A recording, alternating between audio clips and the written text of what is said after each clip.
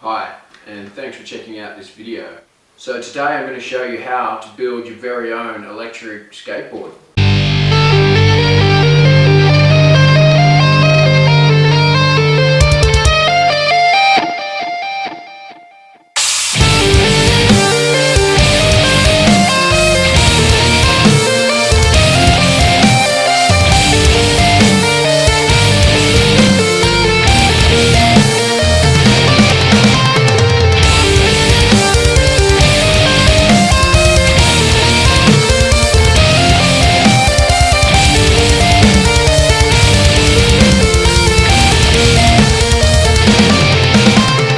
The kit includes everything you need to convert any old deck that you have on you into a high-powered electric skateboard. So let's take a closer look at what you get in the inertia power kits. Firstly, we've got the power cell.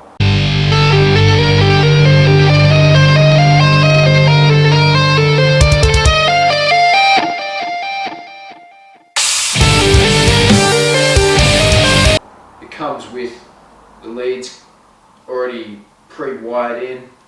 You've got a port here which allows you to quickly charge the power cell using the supplied battery charger there. The power cell is constructed with a tab here which allows you to use the existing truck bolts in the deck, so you don't have to drill too many holes through your deck, and that will mount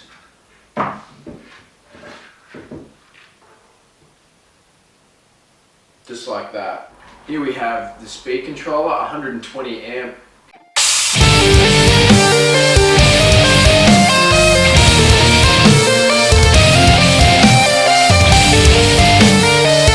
It's designed to control two separate motors in sync. It also comes with the kill switch to arm the system. The battery and the ESC are housed completely in aluminium, which provides great impact resistance and protects your vital electronic components. The kit also comes with a 2.4 gigahertz controller and a balance charger to charge up the power cell.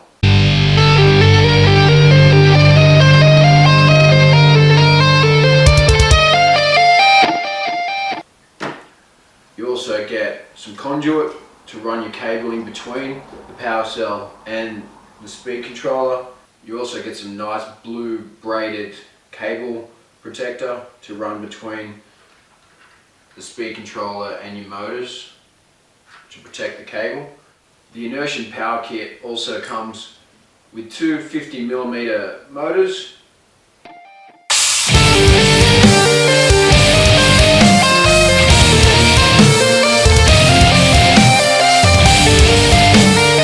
Which you can see I've already installed here in the propulsion system.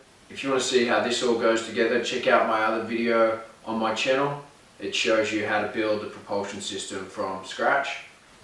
So building your own electric skateboard is really easy. With the combination of these two systems, the inertia propulsion kit K1 and the inertia power system, you can convert any longboard, any skateboard deck into a high-powered dual drive electric skateboard in a matter of minutes. You do need a few tools. Today we're going to be using a drill, so you will need one of them. We need to put two holes in to secure the power cell in place.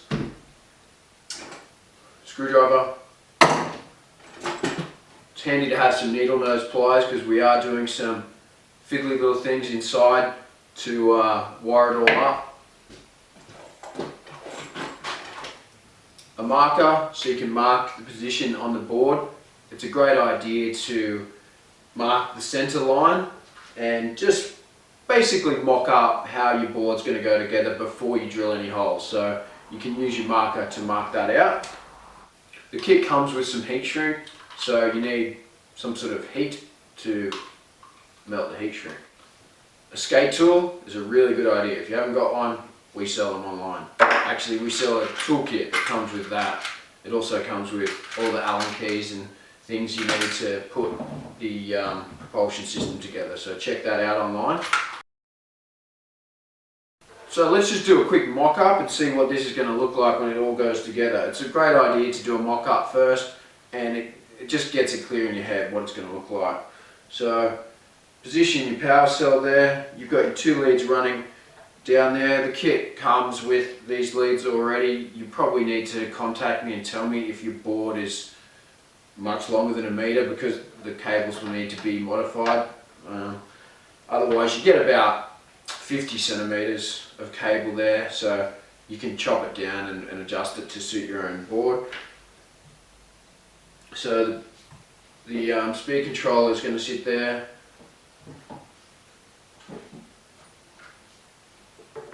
And the propulsion system just behind it like that.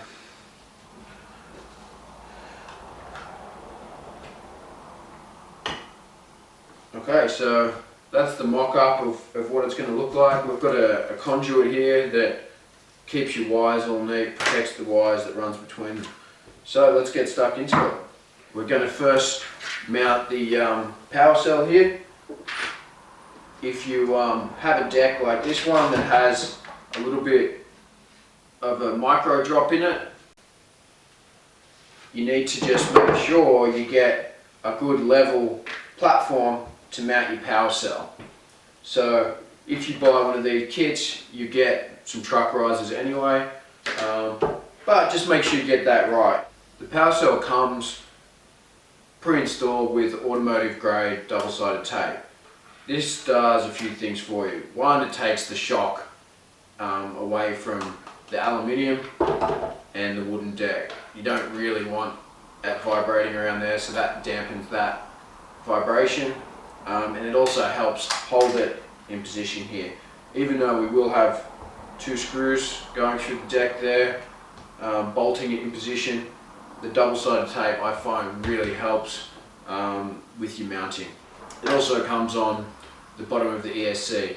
This actually doesn't require screws, it's quite lightweight, and the automotive grade double-sided tape that we're using here can easily hold the weight of this on the bottom of the deck, so minimizing the amount of holes you need to drill. So let's get started. First we're going to mount the power cell. So feed your deck bolts through.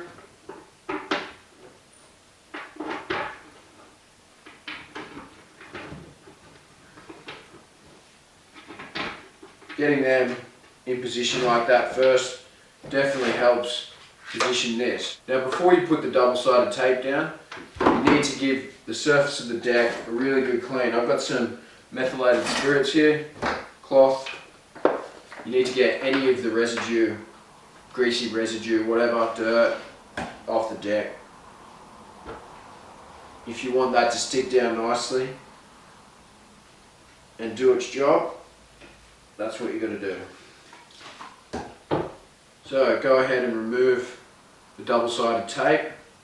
Just peel the layer off there. The tape's only running halfway on this here because that's the surface area that it's going to be touching. Each deck is different, so some decks that are perfectly flat, you run the whole length of the power cell. But if it's not going to be in contact with the deck, you don't need it there, it's just going to have dirt sticking to it. So we position this, you want to get it right the first time. So use your deck bolts there, make sure that's square and make sure you're happy with that position. If you've marked out your deck, you'll be able to see here where the center line is. So you just slowly bring it down, make sure you've got everything lining up there. Okay, now that's in position. Finish putting your risers in. On this deck we're using 2 risers and the actual power cell is sandwiched between the 2 risers there.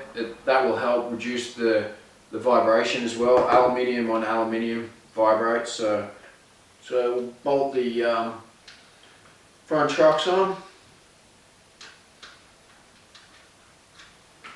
Make sure you use nuts with a nylock in there. You don't want them coming off. when you're doing 45 k's down the street an hour, it's not a good thing.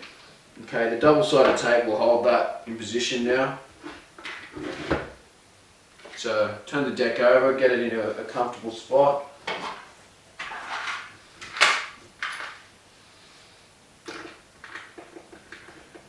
Go ahead and tighten that up. Now just remember when you're putting trucks on, your trucks on, never over tighten them. If you keep tightening, the bolt head just gets pulled into the deck, so we don't want that. You can always tighten it up more later, so just get it on pretty well to start with.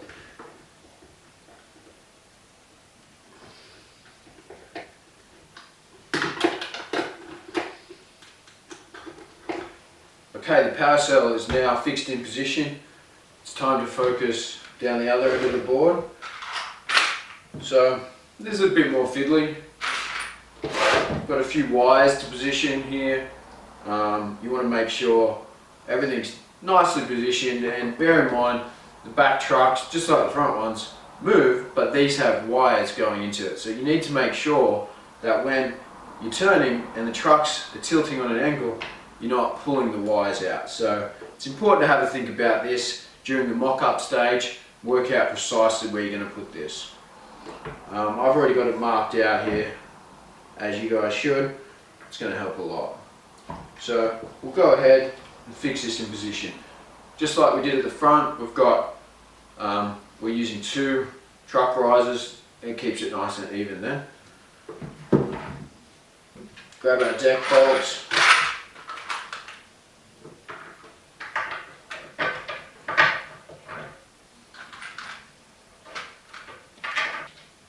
Get some of the nuts on there, that holds it in position while you're working. You can go around at the end and make sure you tighten everything up perfectly. Position the ECS. Once you're happy with it, clean the surface of the deck. Try not to rub off your marks, otherwise you won't know where to put it.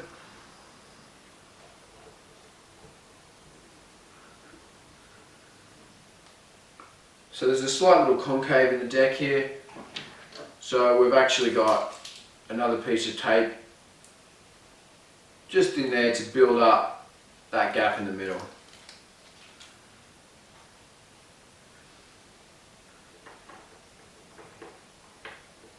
Get the wires out of the way, you don't want them stuck underneath it.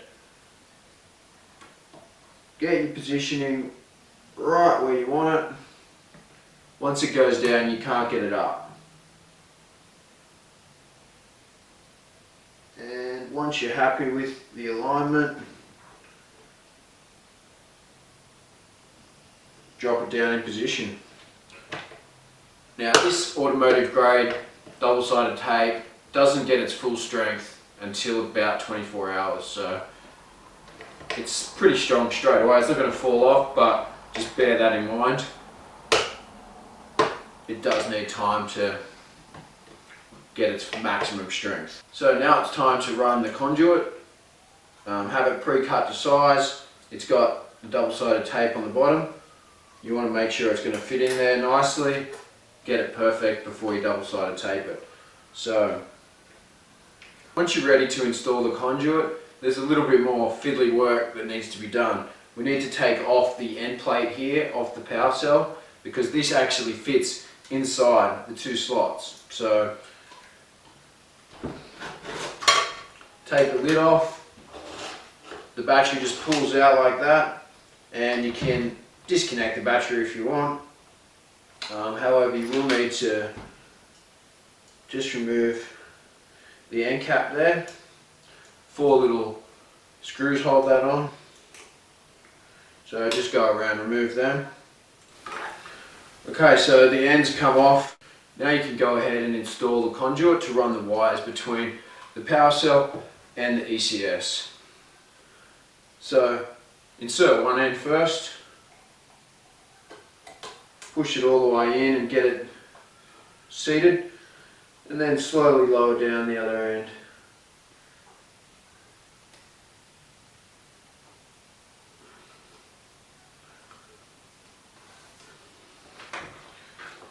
Double check your positioning. Yeah, that looks really good. And just tap it down. Okay, now you need to run the wires through the conduit into the speed controller there. And you can just feed them through and you'll see them come out the other end. Now at this point it's handy to have your needle nose pliers. You need to grab the end of the cables that you fed through and insert them into the junction box.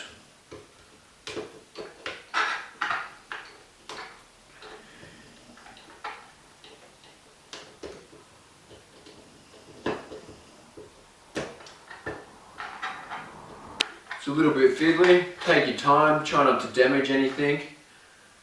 Once you get the cable inserted into the junction box there, you can tighten that up and that will hold it in position. Make sure you got the right cable leading into the right spot. Okay, once you've got your wires in there, you can put this end back together. You need to make sure you put Loctite on everything when you're building electric skateboards, otherwise the vibrations that you get through it, everything will just fall apart and you'll have no components left. So just a tiny amount is enough.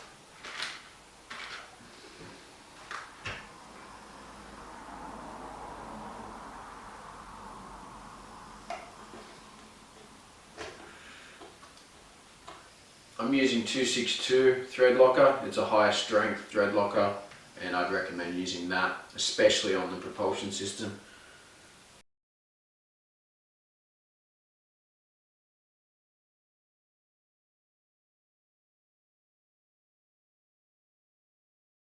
Okay, so now we've got our wires installed running from the power cell into the ECS. We'll take this opportunity to drill 2 holes and fix this end of the power cell onto the deck. Okay, now we're going to drill 2 holes to insert these 2 smaller deck bolts to hold this end of the power cell down. As you know, this end's fixed using existing deck bolts, so this end needs 2 new holes. So let's do it.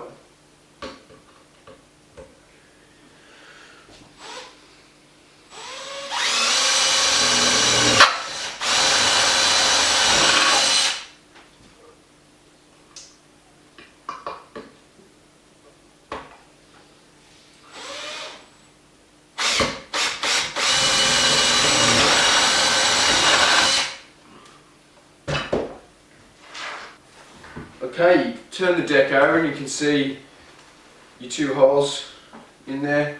I like to use a little countersink bit just to get the heads of the deck bolts sitting a bit flush. You can just do it with your hand.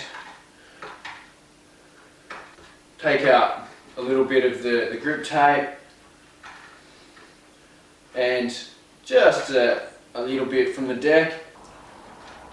Drop your bolts through there.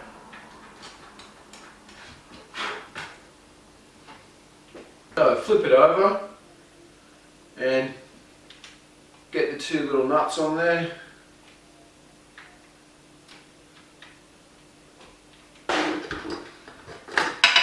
Go ahead and tighten them up with a skate tool.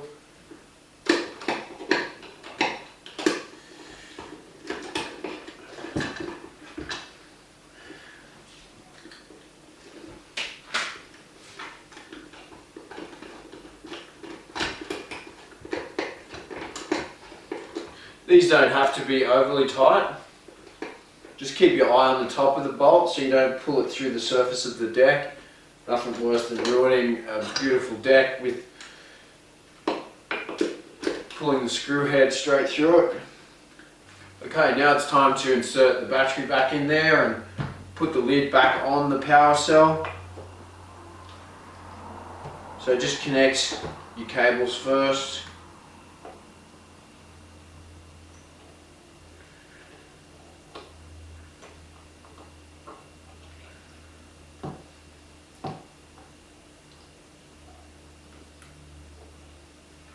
Feed the battery back in. Be careful to not pinch any of the cables into the wrong spot.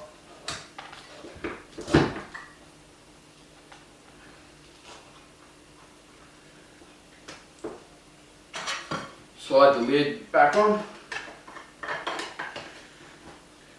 The lid of the power cell is held in place by one M3 screw. I'd recommend putting a little bit of Loctite on that as well. You can easily get it out still, but it just holds it, stops it coming loose.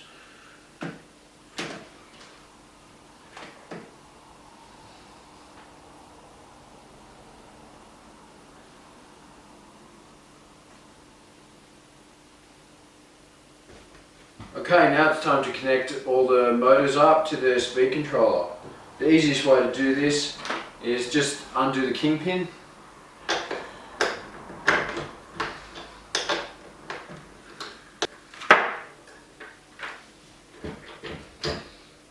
So now you've got the back truck hanger pulled off here. You can easily access the wires here. This is a little bit fiddly. Take your braided sheath here, feed it over the wires coming out of here for the right side motor and the left side motor. Now that just feeds, push that in there, goes onto the inside of the aluminium housing. It just gives you a nice neat finish and also protects the wires.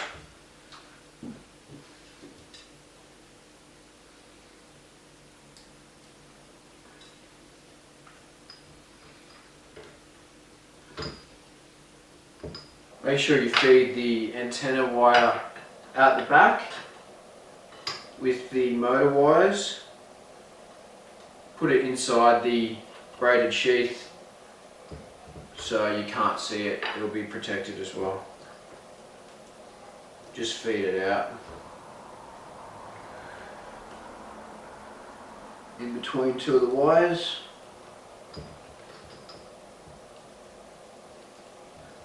So once you're happy with that, run your cable tie around there to hold it all on.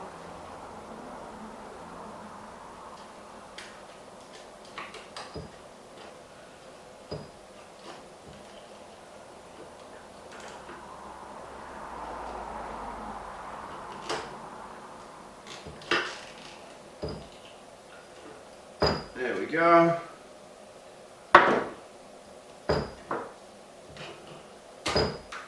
Tuck the wires all in.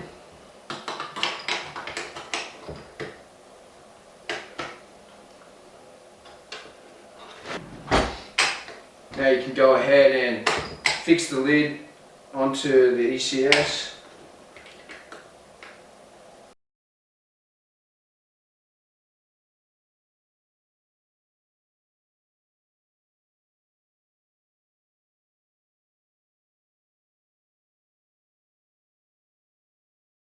Okay, let's go ahead and do the final step, and that's get the motor spinning the right way.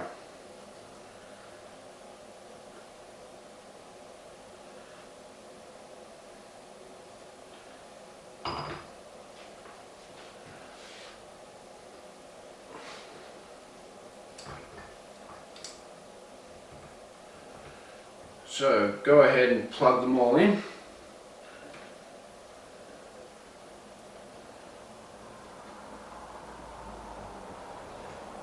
Just plug them in any way you want. Just make sure your cables aren't in the way. Push them down to the side.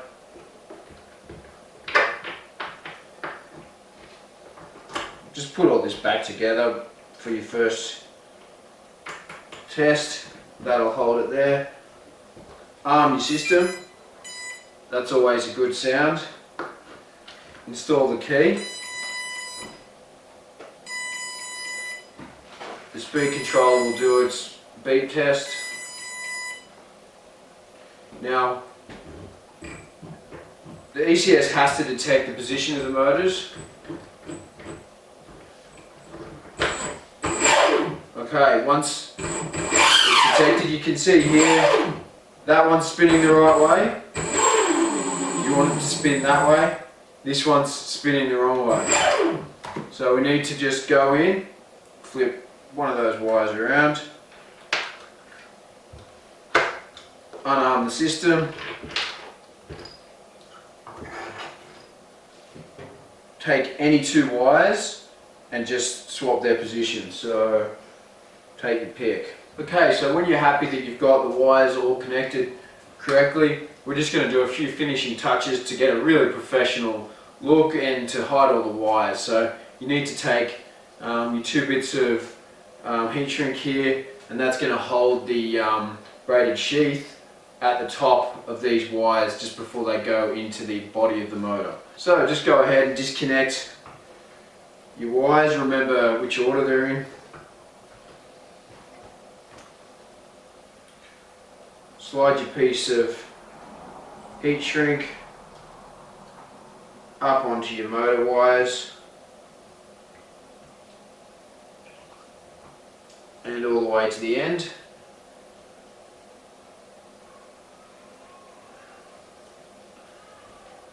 Then go ahead and connect it all up.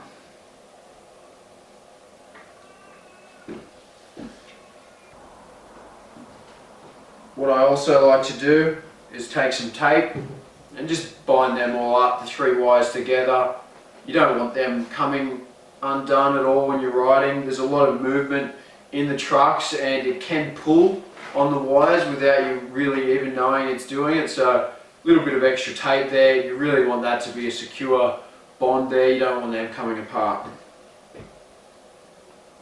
So just cut some tape off and start winding it around individually, each of the wires.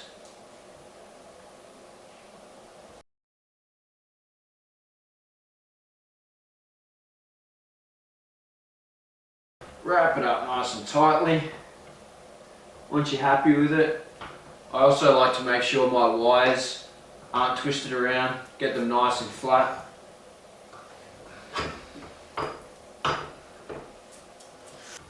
Okay, once you're happy with that, feed the braided sheath up and inside that heat shrink there. Once you're happy that you've got that in position, get your heat out and shrink that down.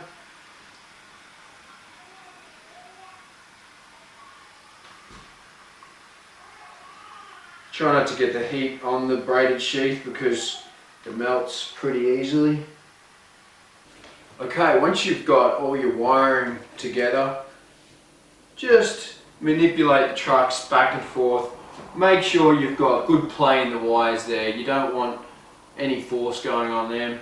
You can bend them around a little bit. Make sure you've got plenty of slack in there. If you're happy with it, time to do the final test.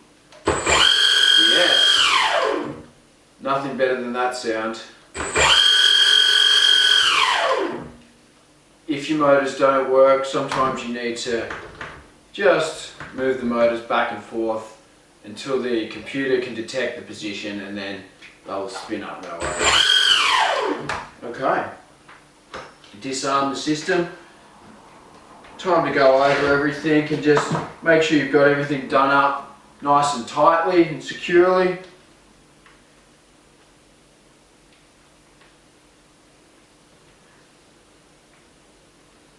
And in no time at all, you've got yourself a high-powered electric vehicle which will be the best fun you've ever had with 4 wheels. So now you can see how easy it is when you've got the Inertian DIY electric skateboard kits. You can easily make your own electric skateboard using pretty much any longboard deck in a matter of minutes. Thank you for watching. Make sure you subscribe to the channel, go and check out our Facebook page, and just remember, life's too short